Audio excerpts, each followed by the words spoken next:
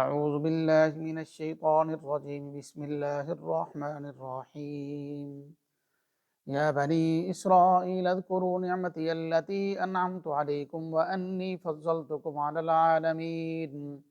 واتقوا یوما لا تجزی نفس عن نفس شیئا ولا يقبل منها شفاعة ولا يؤخذ منها عدل ولا هم ينصرون۔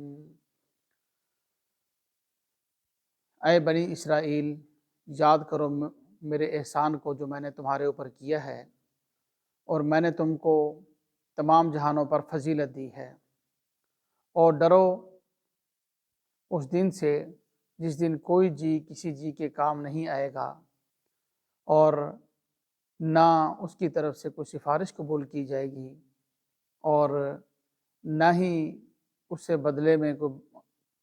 گناہوں کے بدلے میں، معافی کے بدلے میں کوئی ہدیہ لیا جائے گا، اور نہ ہی وہ مدد کیے جائیں گے۔ یہ ہمارا آج چھٹا رکوع شروع ہو رہا ہے سورہ بقرہ کا۔ زیادہ تفسیر تو نہیں ہے لیکن جو تھوڑی تھوڑی تفسیر ہے انشاءاللہ اس کو عرض کرتے ہیں۔ یہاں سے بنی اسرائیل کے حالات تفصیلی بیان کیے جا رہے ہیں۔ پچھلے رکوع کے اندر خلاصے کے طور پر ان کو عقائد کی 3 آیات اور 7 آیات میں نیک اعمال کی، اعمال صالحہ کی دعوت دی گئی، اور یہاں سے تفصیل سے ان کے حالات بیان کر کے ان کو دین اسلام کی طرف متوجہ کیا جا رہا ہے۔ چنانچہ فرمایا اللہ پاک جل شانہ، اے بنی اسرائیل، اے آل یعقوب، اذکروا نعمتی التی انعمت علیکم، میرے اس احسان کو یاد کرو جو میں نے تمہارے اوپر کیا۔ احسانات اللہ پاک نے بے شمار کیے۔ سب سے بڑا احسان فرعونیوں سے ان کو نجات دی، پھر اس کے بعد موقع موقع پر یہ غلطیاں کرتے رہے، اللہ پاک جل شانہ ان پر احسانات کرتے رہے، اور فرمایا کہ وَأَنِّي فَضَّلْتُكُمْ عَلَى الْعَالَمِينَ، میں نے تم کو تمام جہانوں پر فضیلت دی یعنی خاص امور میں فضیلت دی۔ اس وقت کے جو لوگ موجود تھے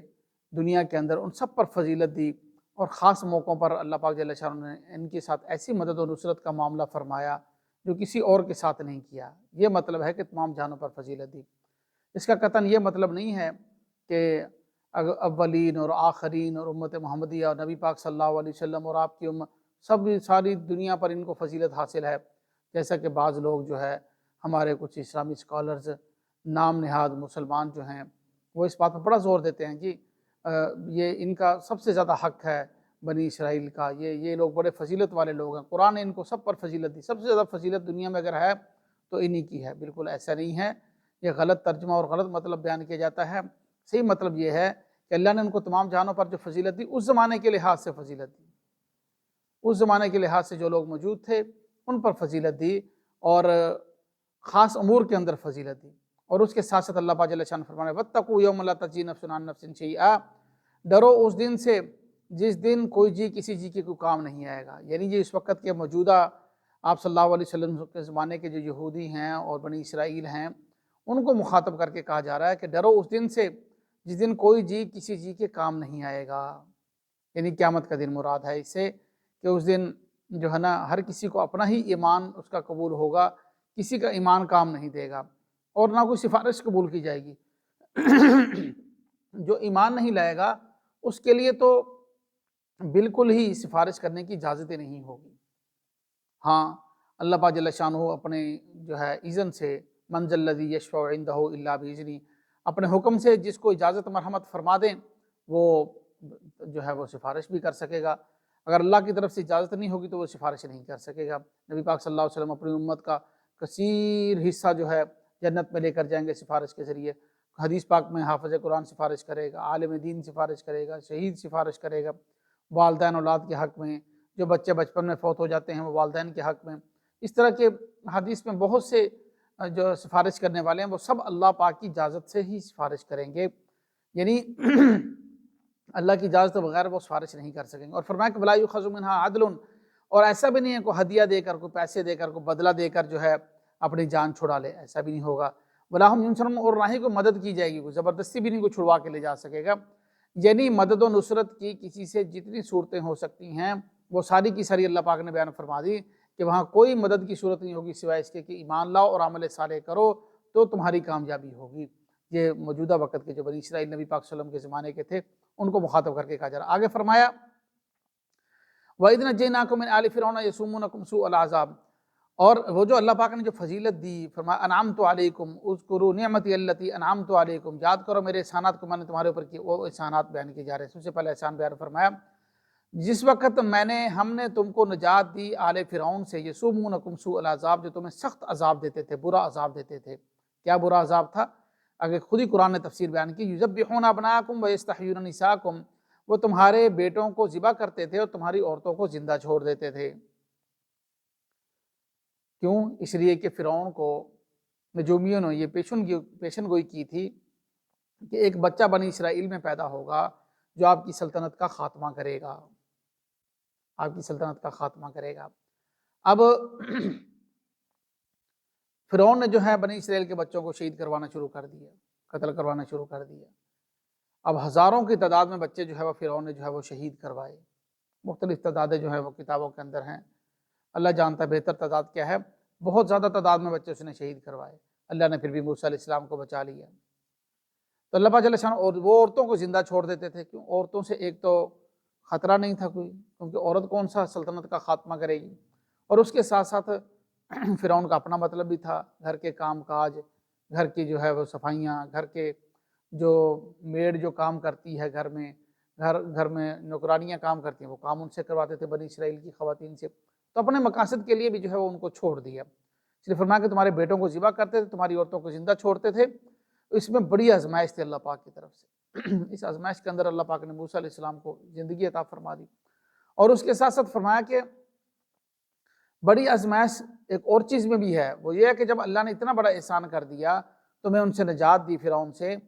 آل فرعون سے تمہیں نجات دی، تو اتنے بڑے احسان کا تقاضا یہ ہے کہ اس کا شکر بجا لایا جائے۔ جب اللہ کی بہت بڑی نعمت آ جاتی ہے نا، تو انسان اس وقت یوں نہ سمجھے کہ بس اللہ کی نعمت آ گئی ہے تو اب ضرورت ہی نہیں ہے نہ نماز پڑھنے کی، نہ دعا کرنے کی، نہ کچھ کرنے کی۔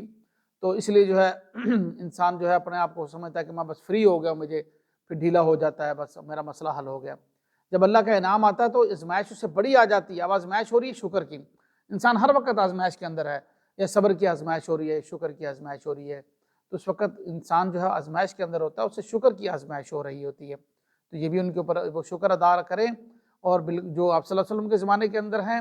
بنی اسرائیل یہود، وہ بھی شکر ادا کریں اللہ پاک کا کہ اللہ نے ان کے بڑوں کے اوپر یہ احسانات کیے تھے۔ تو شکر کا تقاضا یہ ہے کہ اللہ کی فرما برداری کریں۔ اب جو نبی اللہ کے پیغمبر حضرت صلی اللہ علیہ وسلم تشریف لائے ہیں، ان کی تابعداری کریں، ان کا اتباع کریں، ان پر ایمان لائیں۔ اور فرمایا کہ اللہ پاک جل شانہ فرما رہے ہیں کہ ایک اور احسان اس وقت کو یاد کرو، آخری آیت ہے، وَإِذْ فَرَقْنَا بِكُمُ الْبَحْرَ، جس وقت ہم نے سمندر کو پھاڑا تمہاری وجہ سے،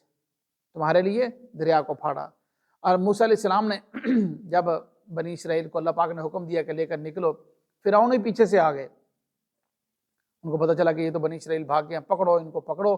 ساروں کو اکٹھا کر کے لاکھوں کی تعداد میں ساری بنی اسرائیل کو لے کر فرعون نکلا،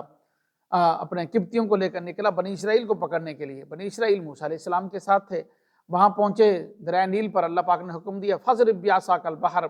اپنی لاٹھی جو ہے وہ اس عصا کے اوپر، اس اپنے دریا کے اوپر مارو۔ پانی کے اوپر لاٹھی ماری، اللہ نے 12 راستے بنا دی، بنی اسرائیل گزر گئے، پانی ٹھہرا رہا۔ جب سارے کے سارے قبطی فرعونی جو ہے وہ اس کے اندر داخل ہو گئے، اللہ پاک نے اس سمندر کو، دریا کو جو ہے وہ چلا دیا، وہ سارے کے سارے غرق ہو گئے۔ اللہ پاک فرما رہے یہ دیکھو یہ بھی میں نے تمہارے اوپر احسان کیا،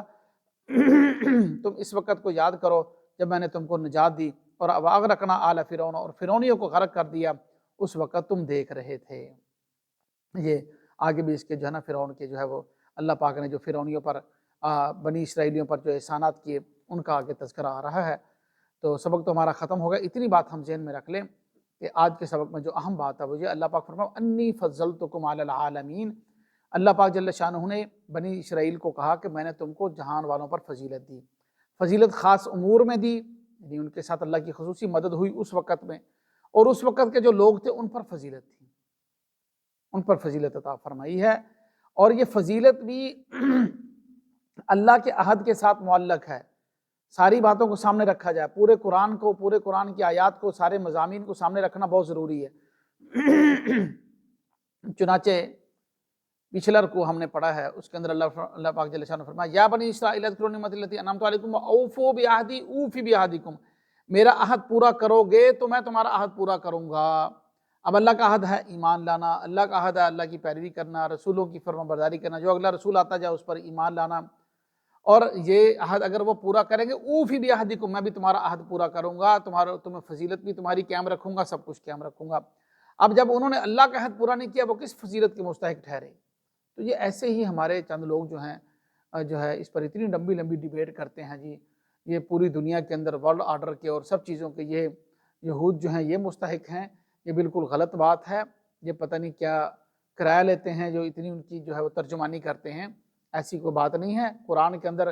ضرور ان کے فضائل اور سب کچھ بیان کیا گیا، جو ایمان لائے تھے موسیٰ علیہ السلام پر، اور انہوں نے صحیح پیروی کی، اور بعد میں دوسرے نبیوں پر بھی ایمان لاتے رہے، اور بہت سے یہود جو ہے بعد میں نبی پاک صلی اللہ علیہ وسلم کے اوپر بھی ایمان لائے، وہ ٹھیک ہے، ان کے بڑوں کو جو فضیلتیں ملے وہ بھی اپنی جگہ پر، اسلام لانے کی ان کو فضیلت ملی وہ بھی اپنی جگہ پر، لیکن جو نہیں ایمان لائے وہ پوری دنیا کے مالک بن جائیں، دنیا میں جینے کے حقدار وہی ہیں، وہی انسان ہے اور کوئی انسان نہیں ہے، یہ بات بالکل غلط ہے۔ یہ ہمارے دین کے مطابق یہ تشریح جو ہے وہ ان آیات کی یہ ٹھیک نہیں ہے۔ بس آج کا ہمارا سبق ختم ہوا، اللہ پاک ہم سب کو سمجھ عمل کرنے کی توفیق عطا